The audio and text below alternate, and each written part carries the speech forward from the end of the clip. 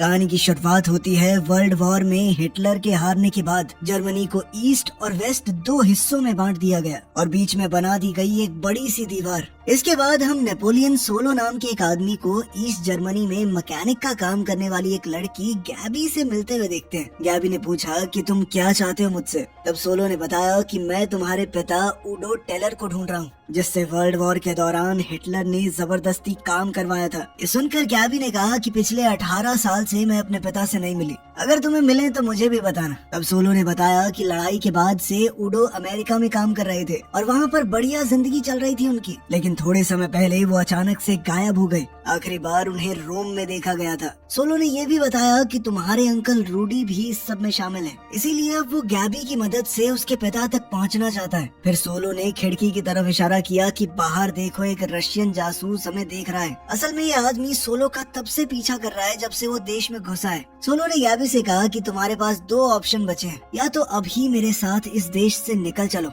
या फिर बाद में ये रशियन तुम्हें पकड़कर निकलवाने की कोशिश करेंगे कि एक अमेरिकन स्पाई तुमसे क्यों मिलने आया था। थोड़ा सोचकर गैबी ने फैसला किया कि निकलना ही बेहतर है, इन रशियंस के हाथों मरना थोड़ी है। उसने गाड़ी निकाली जबकि सोलो पिछली सीट पर छुपा हुआ था।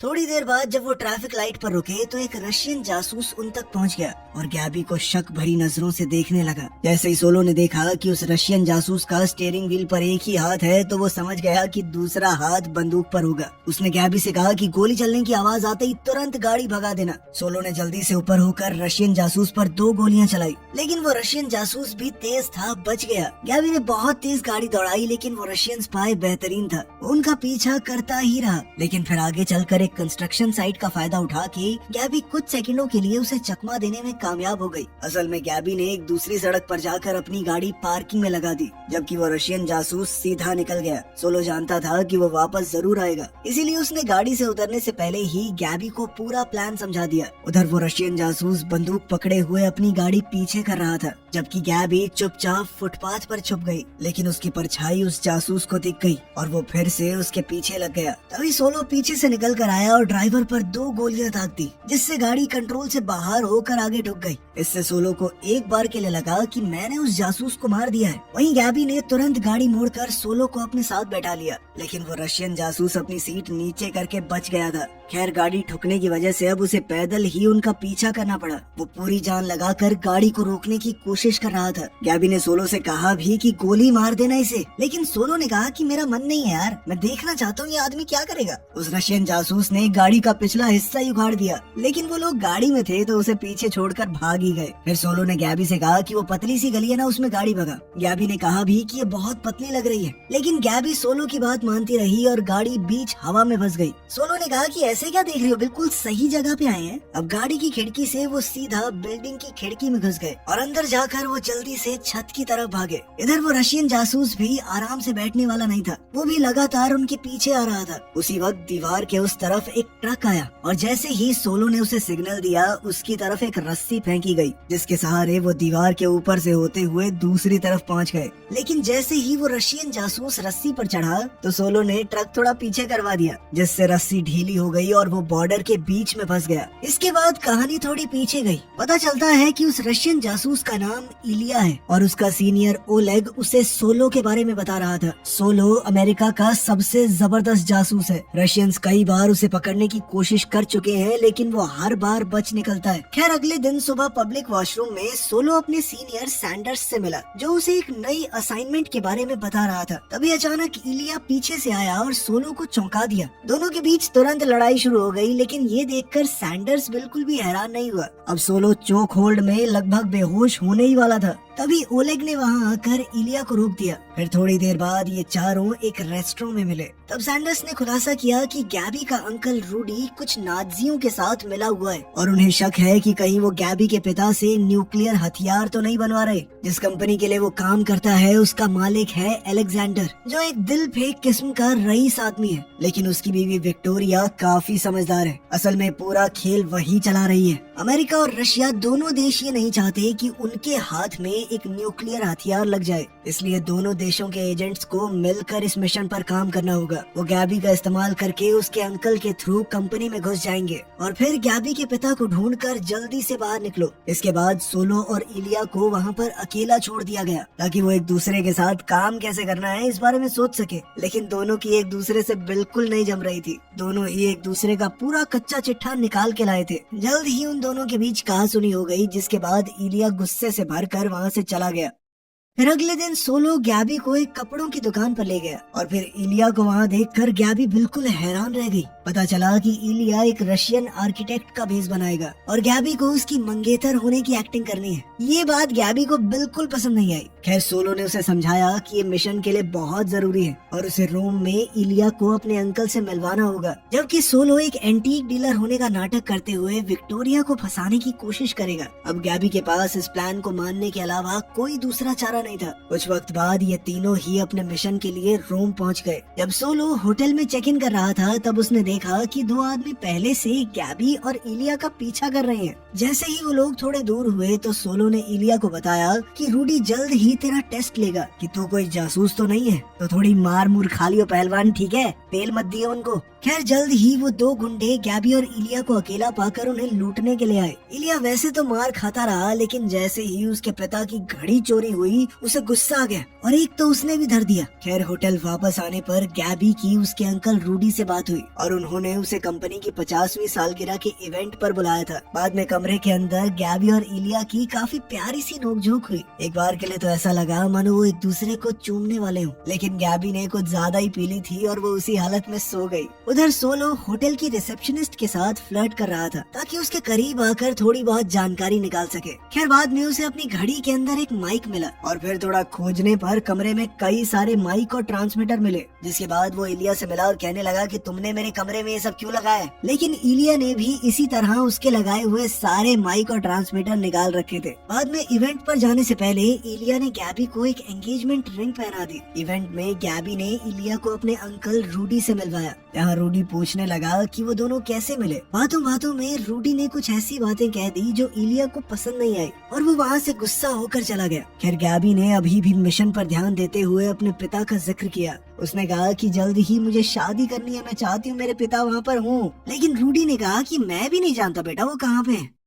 दूसरी ओर हम सोलो को देखते हैं जिसने एक आदमी से टकराकर उसका इनविटेशन चुरा लिया। खैर बाद में उसने किचन के रास्ते से एक इवेंट में एंट्री की जिसे एक गार्ड ने देख लिया था। जब सोलो वहाँ घूम रहा था तो गार्ड ने उसे रोका और कहा कि इनविटेशन दिखाओ। तब सोलो ने ऐसा नाटक किया कि मैं तो भूल गया, आजा मेरे साथ बाहर दिखा देता हूँ तुझे। तभी गार्ड और उसके बीच में थोड़ी हाथापाई हो गई। सोलो ने जानबूझकर एक जबरदस्त मुक्का खाया और फिर इनविटेशन दिखा दिया। इससे विक्टोरिया को बहुत बुरा लगा और वो सोलो को उठाते हुए उससे माफी मांगने लगी। इसी दौरान सोलो लड़खड़ा कर विक्टोरिया पर गिर पड़ा। इसके बाद जब दोनों अकेले में बात कर रहे थे तो विक्टोरिया को एहसास हुआ कि सोलो उसका नेकलेस और उसकी घड़ी पहले ही चुरा चुका है। खैर सोलो ने उसे बताया कि आपकी कलेक्शन में बहुत सी नायाब चीजें हैं, लेकिन कोई चीज तो ऐसी होगी जिसे आप हासिल नहीं कर पाई। मैं उन्हीं चीजों को अपने क्लाइंट तक पहुंचाने का काम करता हूं। उधर इलिया वॉशरूम में गया तो वहाँ पहले ही 3 लड़के सिंक के पास खड़े थे। उसने हाथ धोने के लिए कहा कि भाई थोड़ा साइड हो जाओ, लेकिन उन्होंने बात न मानते हुए कहा कि कहीं और जाके धो ले। आखिरकार इलिया के गुस्से की टंकी फट गई। उसने अपने जबरदस्त लड़ने के अंदाज में तीनों की छुट्टी कर दी और वहीं दूसरी तरफ सोलो विक्टोरिया के साथ एक मीटिंग सेट करने में कामयाब हो गया। इस पूरे इवेंट में इलिया ने बहुत सारी फोटोज खींची थी और वो भी एक खास रेडिएशन सेंसिटिव फिल्म पर, जिससे साबित हो गया कि विक्टोरिया और रूडी एक न्यूक्लियर हथियार बनवा रहे हैं। अब इलिया ने हिसाब लगाया कि कंपनी यूरेनियम तो इकट्ठा कर चुकी है, लेकिन सोलो ने कहा कि भाई देख जो भी है ना कल बात करेंगे, अब मैं जा रहा हूँ सोने। लेकिन फिर कुछ देर बाद ही कंपनी की फैक्ट्री के बाहर हम सोलो को देखते हैं जो छुपते छुपाते अंदर घुसने की कोशिश कर रहा था। जैसे ही वो तार काट के अंदर घुसने वाला था उसने देखा कि इलिया बिल्कुल उसके पास ही खड़ा है। उसने पूछा कि हाँ भाई तू तो सोने जा रहा था ना। अभी अचानक से सारी लाइट्स बंद हो गई। दोनों एक दूसरे को देखकर बिल्कुल भी चौंके नहीं। इलिया ने कहा कि जनरेटर ठीक होने से पहले हमारे पास सिर्फ 10 मिनट है। तब सोलो कहने लगा कि अगर ये सब जल्दी से करना है तो किसी का ध्यान अपनी तरफ मत खींचना। फिर सोलो ने अपने खास प्लायर से नेट काटना शुरू किया और कहने लगा कि ये लेटेस्ट टेक्नोलॉजी है छोटे, मेड इन अमेरिका। लेकिन इलिया के पास अपना खास हथियार था जिससे उसने सेकंडों में तार को काट के रख दिया। हाँ, मेड इन अमेरिका, अंदर घुसते ही दोनों को एक दरवाजा दिखा जिसमें 2 ताले लगे हुए थे। इस बार सोलो ने अपनी तकनीक से ताला जल्दी खोल दिया और फिर इलिया की भी मदद की। बाद में जब दोनों लैब के अंदर जांच कर रहे थे तब एक गार्ड वहाँ आ गया, जिसकी वजह से उन्हें कोने में छुपना पड़ा। तभी इलिया की नजर गार्ड की घड़ी पर पड़ी, जिसे देखकर उसे लगा कि ये शायद मेरे पापा की है। उसने चुपके से आगे बढ़ते हुए उस आदमी पर ऐसे खास तरीके से वार किया कि वो खड़ा खड़ा बेहोश हो गया। लेकिन बाद में पता चला कि ये घड़ी तो उसके पिता की थी ही नहीं। फिर भी उन्हें एक छुपा हुआ बटन मिल गया और उस बटन को दबाते ही एक खास तिजोरी तक का रास्ता खुल गया। अब चोरी करने में सोलो माहिर था तो इलिया उसका बैग पकड़कर साइड में खड़ा हो गया। कुछ ही सेकंडों में सोलो ने तिजोरी का दरवाजा खोल दिया और बड़े कॉन्फिडेंस से कहने लगा कि इस तिजोरी में कोई अलार्म ही नहीं है, बताओ। लेकिन तभी अचानक जोर जोर से अलार्म बजने लगा। साथ ही उन्हें तिजोरी के अंदर कुछ भी खास नहीं मिला, इसलिए दोनों खिड़की से कूदकर भाग गए और एक मोटर बोट में बैठकर वहां से निकलने की कोशिश करने लगे।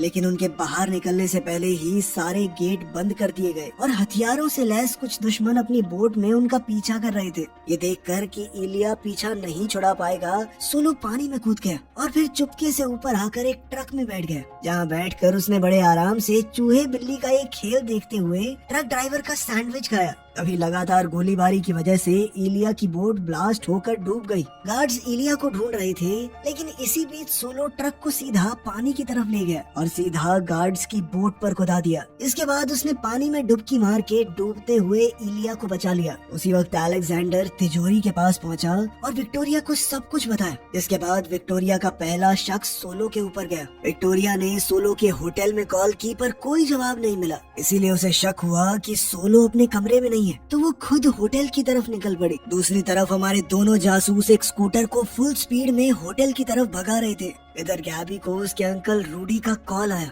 जो उसके मंगेतर इलिया से अपने बुरे बर्ताव के लिए माफी मांगना चाहता था। लेकिन गैबी ने झूठ कह दिया कि इलिया तो सो रहा है, आप सुबह बात कर लेना। अब रूडी ने गैबी को अगले दिन अकेले लंच पर बुलाया, ये कहकर कि उसे कुछ जरूरी बात करनी है। फोन कटते ही गैबी ने किसी को कॉल करके बताया कि मीटिंग कंफर्म हो चुकी है। जब विक्टोरिया होटल पहुंची तभी सोलो और इलिया भी पीछे के रास्ते से होटल आ गए। जब विक्टोरिया होटल के रिसेप्शन से सोलो के कमरे की चाबी ले रही थी, उससे पहले ही दोनों अपने अपने कमरे में घुस गए। कुछ ही देर में विक्टोरिया ने सोलो के कमरे का दरवाजा खोला, पर तभी उसने सोलो को बाथरूम से निकलते हुए देखा। इसीलिए उसने चुपके से अपने बॉडीगार्ड्स को कहा कि चुपचाप यहाँ से चले जाओ और दरवाजा बंद कर दिया। नीचे इलिया को चिंता हो रही थी कि सोलो ठीक तो है, इसीलिए उसने अपना एक डिवाइस निकालकर सोलो के कमरे में लगे हुए ट्रांसमीटर से उनकी बातें सुननी शुरू कर दी, जिसमें कुछ ऐसी आवाजें सुनाई दी जिसके बाद इलिया ने ये बंद करना ही सही समझा। लगता है सब संभाल ही लेगा। खैर अगले दिन जब गैबी रूडी के साथ लंच पर जाने वाली थी तो इलिया ने उसकी ड्रेस के नीचे एक ट्रैकर छुपा दिया। उसने देखा कि गैबी थोड़ा घबरा रही है तो उसने उसे हिम्मत देते हुए कहा कि सब सही होगा। बाद में रूडी गैबी को एक प्राइवेट जगह पर ले गया, जबकि इलिया दूर से सब कुछ देख और सुन रहा था। वहाँ गैबी को अलेक्जेंडर के पास ले जाया गया, लेकिन अलेक्जेंडर से मिलते ही गैबी पूरी तरह पलट गई। उसने सोलो और इलिया को धोखा देते हुए पूरा प्लान बता दिया कि कैसे वो उसके पिता और उनकी रिसर्च तक पहुंचना चाहते हैं। उसने अपनी थाई पर लगा हुआ ट्रैकर भी दिखा दिया और कहा कि मेरा मंगेतर बना हुआ है ना, वो रशियन स्पाई, वो यहीं आसपास ही होगा। उधर जंगल में छुपा हुआ इलिया ये सुनकर दंग रह गया और उसी पल वहाँ से भागने लगा। उसी वक्त रूडी भी फोन करने के लिए वहाँ से निकल गया। साथ ही सोलो विक्टोरिया के ऑफिस में पहुँच गया था, जहाँ विक्टोरिया ने उसे कहा कि मैं 5 मिनट में आती हूँ, तब तक तुम अपने लिए एक ड्रिंक बना लो। क्या ही करोगे बैठे बैठे। मगर थोड़ी देर बाद ही सोलो को समझ आ गया कि उसकी ड्रिंक में कुछ मिलाया गया है, इसीलिए वो सोफे पे लेट गया कि बेहोश तो होना ही है, गिर के चोट भी क्यों खानी। कुछ वक्त बाद जब उसे होश आया तो उसे एहसास हुआ कि वो एक कुर्सी से बंधा हुआ है। विक्टोरिया ने उसे बताया कि मैं तो चाहती थी तुम्हें धीरे धीरे मारूं, लेकिन मुझे अभी थोड़ा काम है, इसीलिए तुम्हें रूडी के हवाले करके जा रही हूँ, जो इस तरह लोगों को टॉर्चर करके मारने में एक्सपर्ट था। विक्टोरिया के जाने के बाद उस साइको रूडी ने अपने दर्द भरे बचपन के बारे में बताना शुरू किया। उसने बताया कि मेरी शक्ल भी कुछ खास नहीं थी, ऊपर से हाइट बहुत छोटी। तुम्हारे जैसे खूबसूरत लंबे तगड़े बच्चे मेरा बहुत मजाक उड़ाते थे, लेकिन धीरे धीरे उस दर्द ने मुझे एक ऐसा साइको बना दिया जिसे लोगों को टॉर्चर करने में मजा आता है। हिटलर के साथ था मैं, पता नहीं कितने कैदियों को टॉर्चर करके इन्फॉर्मेशन निकाली है। उसने जितने भी लोगों को टॉर्चर करके मारा था उनकी फोटो अपनी स्क्रैप बुक में लगा रखी थी। ऐसा अजीब सा पागल था वो। उसने एक खाली पन्ना तैयार करते हुए सोलो से कहा कि तैयार हो जाए, यहाँ चिपकाऊंगा तेरी फोटो। फिर रूडी ने सोलो को इलेक्ट्रिक शॉक देना शुरू कर दिया और और उसे तड़पता हुआ देखकर खुश होने लगा। खुशकिस्मती से एन मौके पर सोलो की लोकेशन को ट्रैक करते हुए इलिया वहाँ पर पहुँच गया। सोलो को लगा था कि उसने सारे ट्रैकर निकाल दिए और इलिया ने एक ट्रैकर उसके जूते में छुपा दिया था। अब पूरी गेम पलट चुकी थी और अचानक से बेचारे रूडी की खुशी गायब हो गई। शिकारी खुद शिकार बन गया। अब वो दोनों से अपनी जान की भीख मांगने लगा। उसने उन दोनों को सब कुछ बता दिया कि एक न्यूक्लियर हथियार ऑलरेडी बन चुका है और कल वो विक्टोरिया को उनके प्राइवेट आइलैंड पर मिल जाएगा। अब उन्होंने रूडी को मशीन से बांध तो दिया ही था, तो दोनों बातचीत करने लगे कि इसे मार दें या छोड़ दें। लेकिन तब तक रूडी ने खुद को छुड़ाने के चक्कर में गलती से मशीन को एक्टिवेट कर दिया और उस बेचारे की तो खुद ही गेम हो गई।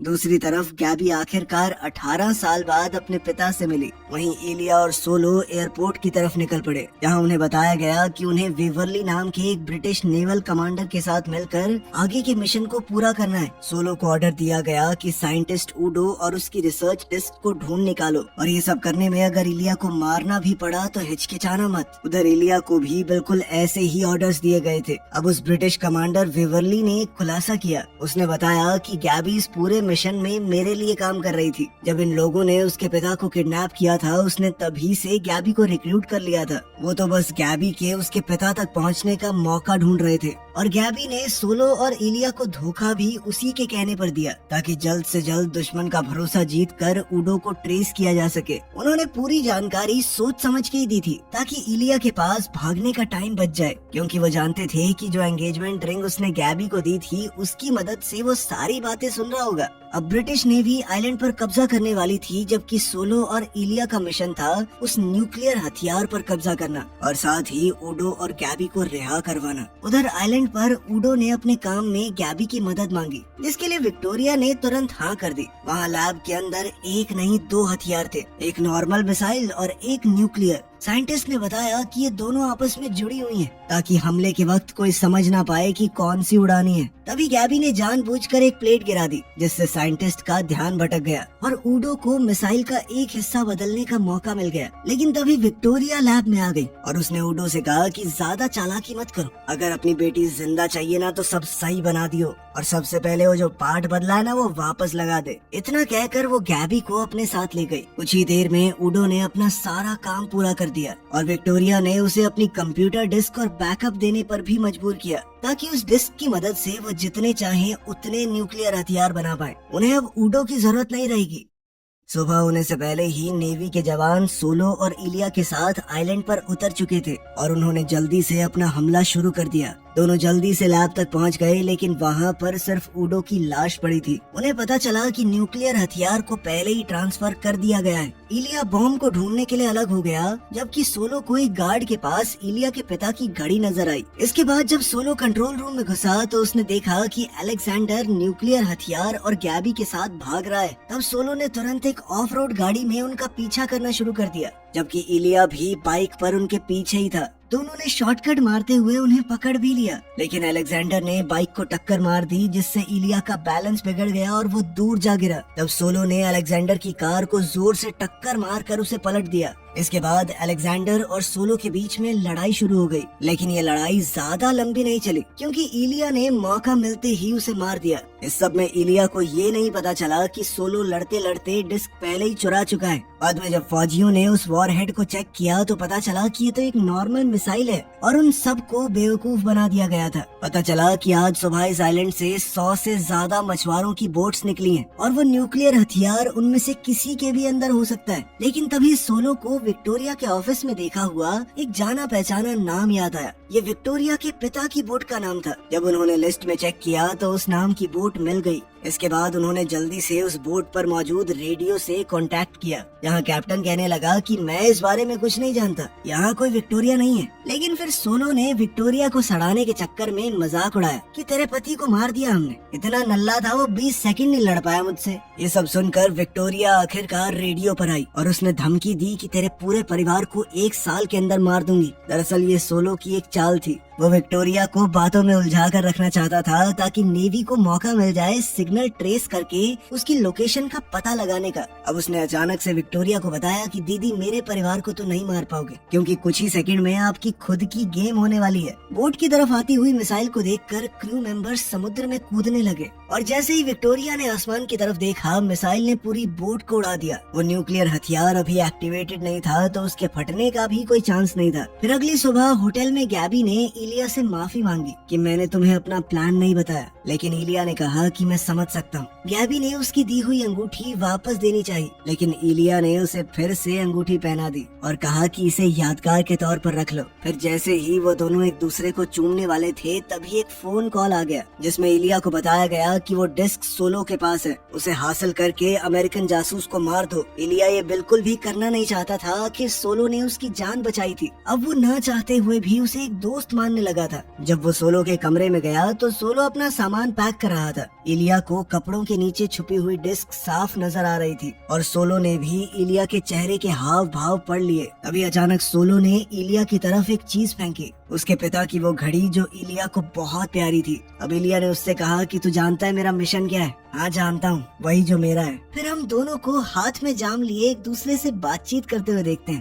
टेबल पर कुछ जल रहा था, दरअसल ये वही डिस्क थी। अब जब डिस्क होगी ही नहीं तो गलत हाथों में पड़ने का सवाल ही नहीं है और एक दूसरे को मारना भी नहीं पड़ेगा। तब वेवरली वहाँ आया और उसने बताया कि अगले मिशन के लिए मुझे तुम दोनों की जरूरत है। हम अलग अलग देशों के जासूसों को मिलाकर एक खास टुकड़ी बना रहे हैं जिसका काम बेहद खतरनाक मिशंस को पूरा करने का होगा। इसी के साथ दोस्तों ये कहानी यहाँ पे खत्म हो जाती है। बाकी आप बताइए आपको कैसी लगी। मिलते हैं आपसे अगली वीडियो में। ध्यान रखिएगा अपना। Thanks for watching.